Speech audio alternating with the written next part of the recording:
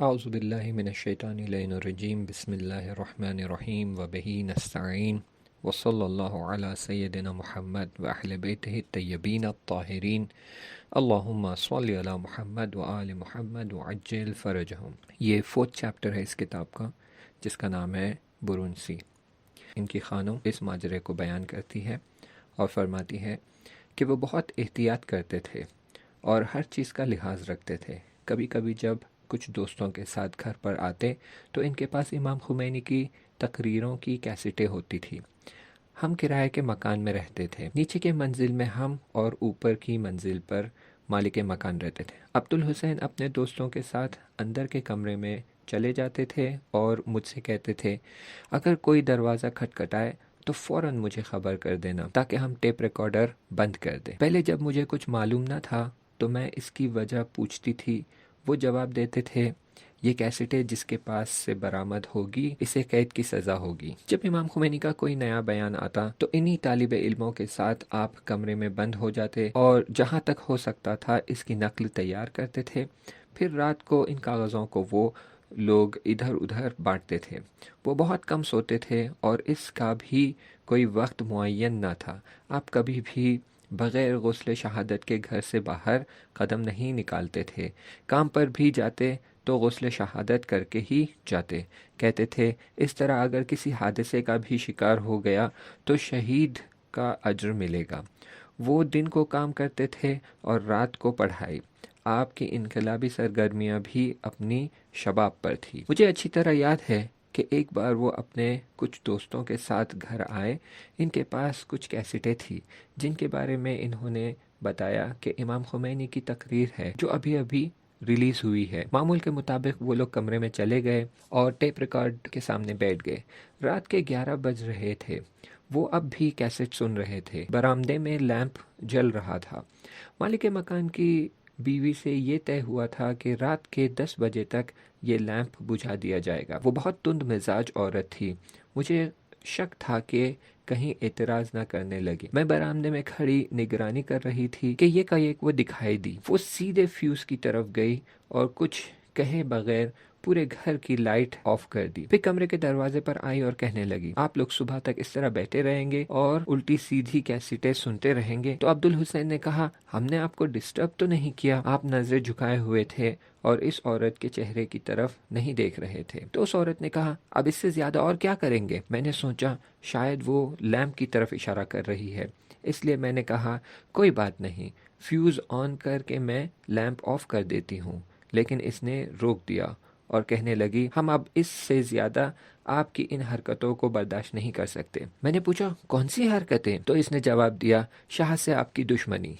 لگتا تھا میرے دل کی دھڑکن رک جائے گی۔ اسے یہ باتیں کہاں سے پتہ چلی؟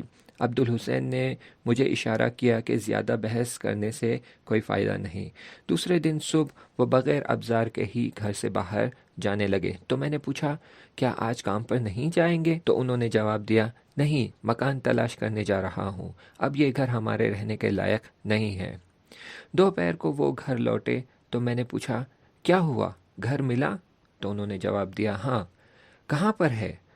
تو انہوں نے کہا طلاب کی گلی میں۔ شام کے وقت تک ہم اس نئے گھر میں اپنے سامان سمیٹ پہنچ گئے تھے۔ زیر زمین کے اس مکان کو دیکھ کر میری چیخ نکلنے ہی والی تھی۔ عبدالحسین یہ کیسا مکان ہے؟ میں نے حیرت سے پوچھا۔ تو انہوں نے جواب دیا یہ گھر کسی طالب علم کا ہے، جب تک کوئی مناسب جگہ نہیں مل جاتی ہم یہیں رہیں گے۔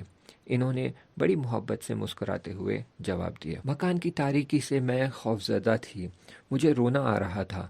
انہوں نے کہا زیادہ پریشان ہونے کی ضرورت نہیں ہے، کچھ دنوں کے لیے یہ جگہ اتنی بری نہیں ہے۔ آخرکار اس ڈراؤنے اور تاریک مکان میں ہم رہنے لگے۔ کچھ دنوں بعد انہوں نے اس علاقے میں 40 میٹر مربع زمین خریدی اور کچھ طالب علموں کی مدد سے اس پر گھر بنانے لگے۔ بہت جلد زمین کے چاروں طرف دیوار کھڑی کر دی گئی اور اس پر چھت بھی ڈال دی گئی، لیکن ابھی پلاسٹر نہیں ہوا تھا۔ ہم اپنا سامان لے کر وہاں منتقل ہو گئے۔ یہ گھر بہت چھوٹا تھا، اس میں صرف ایک کمرہ تھا جس کے بیچ میں پردہ ڈال دیا گیا تھا۔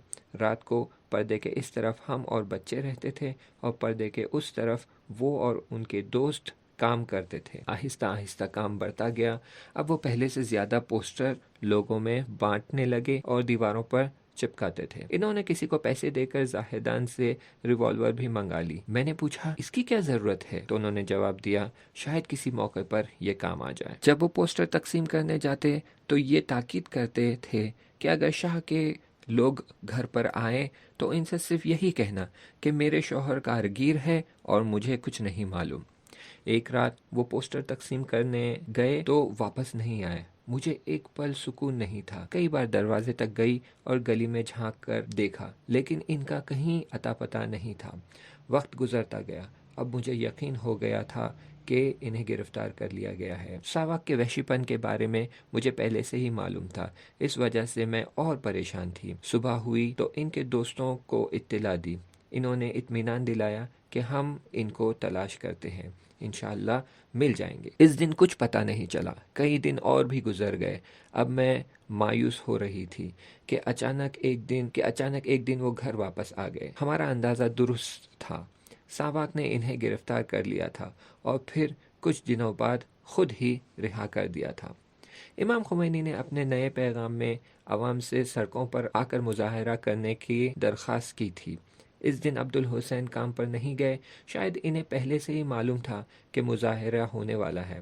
انہوں نے غسل شہادت کیا اور بڑے زور و شور سے جانے کے لیے تیار ہوئے۔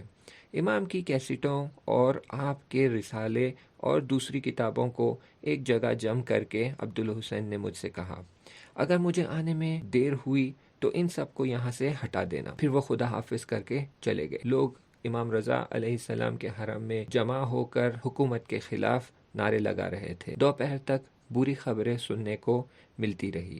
شاہ کے وحشی فوجی خون کی ہولی کھیل رہے تھے۔ وہ حرم کے اندر بھی فائرنگ کر رہے تھے۔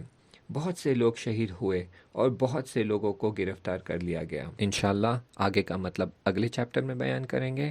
تب تک کے لیے التماس سے دعا۔ خدا حافظ۔